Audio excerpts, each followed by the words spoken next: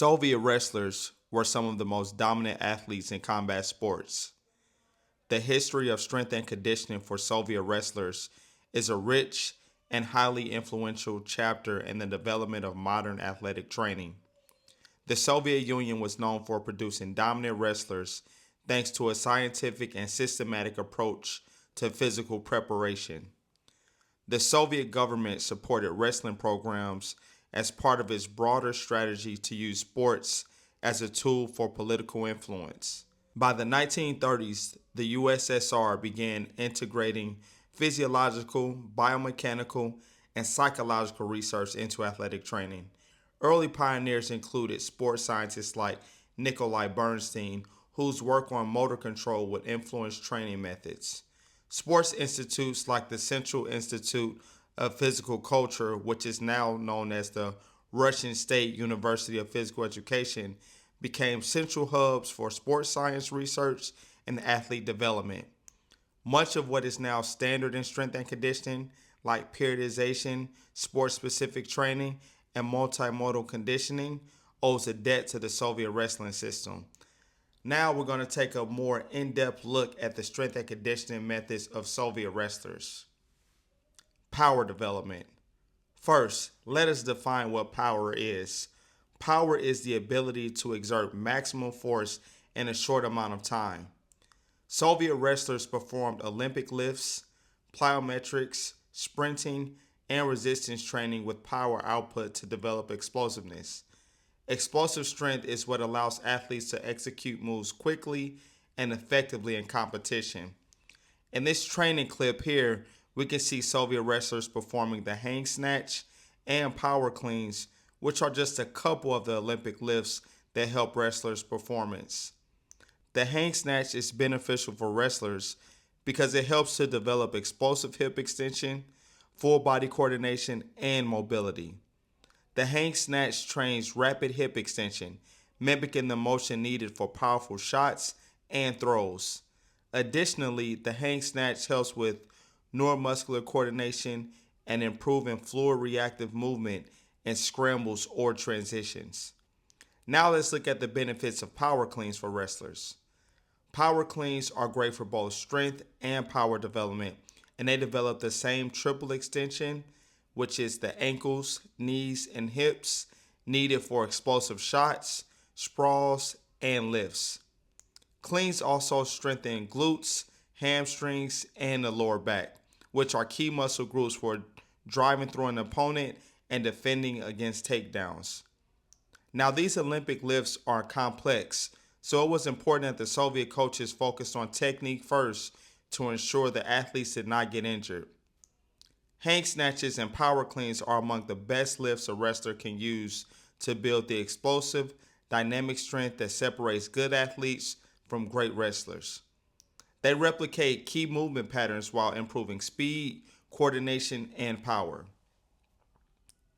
Soviet wrestlers also performed plyometrics.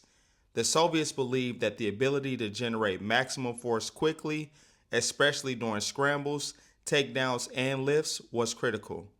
Plyometrics were used to build that explosiveness in a way that mirrored wrestling movements, not just general strength. Soviets had already built strong wrestlers through heavy compound lifts, isometrics, and kettlebell work. But strength alone isn't enough. They used plyometrics to convert slow strength into fast, sport-specific strength. The Soviet sports science system pioneered plyometric theory, where they measured ground contact times, force curves, and power output.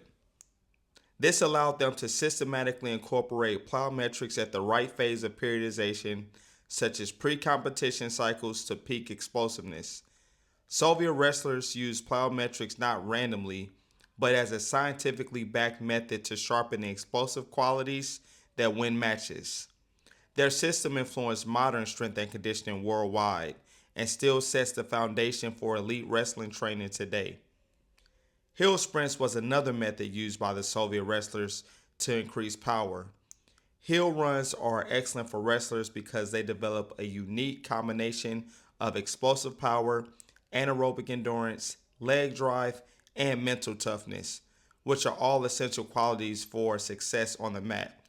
Wrestling requires strong, powerful legs for takedowns, especially double legs and shots. Running uphill forces wrestlers to push harder against gravity, which builds explosive hip, glute, and quad strength, the exact muscles used for aggressive mat movement. Wrestling is a high intensity, short burst sport that taxes the anaerobic energy systems. Hill sprints mimic wrestling's explosive work to rest ratios, improves lactate threshold, which means it's helping you push through fatigue, and builds high output cardiovascular fitness without long, slow roping, which is more targeted for aerobic endurance. This makes wrestlers better able to sustain intense exchanges during matches, which compared to flat sprints, hills are going to reduce the impact stress on the knees, so your knees are not going to be as sore, lower risk of hamstring pulls, and they are better for recovery while providing a hard stimulus. This allows wrestlers to sprint safely without compromising their joints between practices or lifts. Hill runs are a simple, brutal, and highly effective tool for wrestlers to build the strength, power, and conditioning. Drilling. Unlike many modern programs that separate technical and physical work, Soviet training often blended skill development with physical conditioning, ensuring every drill had both technical and physiological purpose. Soviet coaches believed that wrestlers shouldn't just get in shape through running or lifting. They should build strength, power, and conditioning while drilling wrestling techniques under increasing intensity and fatigue. Wrestlers performed takedown entries, lifts, or throws with the resisting partner, often at half to full speed. The Soviets used station style circuits alternating between wrestling specific movements, strength moves, and calisthenics, all while maintaining constant effort. This method built aerobic and anaerobic capacity, total body muscular endurance, and wrestling specific conditioning. Soviets often used red zone scenarios. Wrestlers drilled high pressure techniques after sprints, rope climbs, or bodyweight circuits.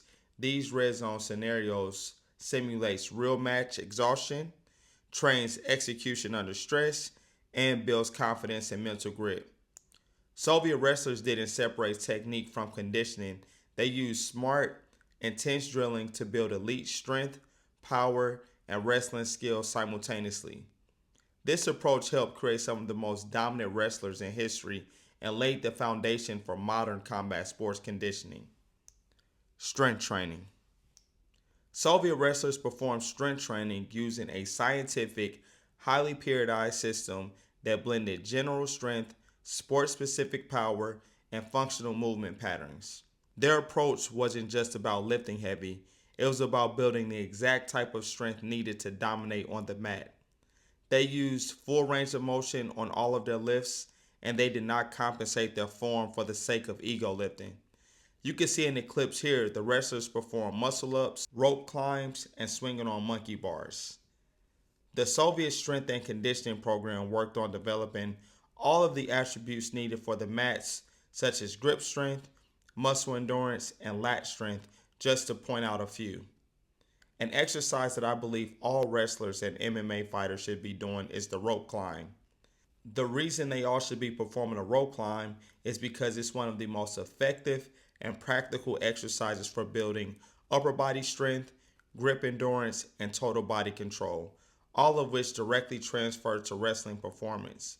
It builds a kind of primal pulling power and endurance that every wrestler needs, and that machines simply cannot replicate. The strength and conditioning training of the early Soviet wrestlers was the blueprint for a lot of the training methods we see today in combat sports.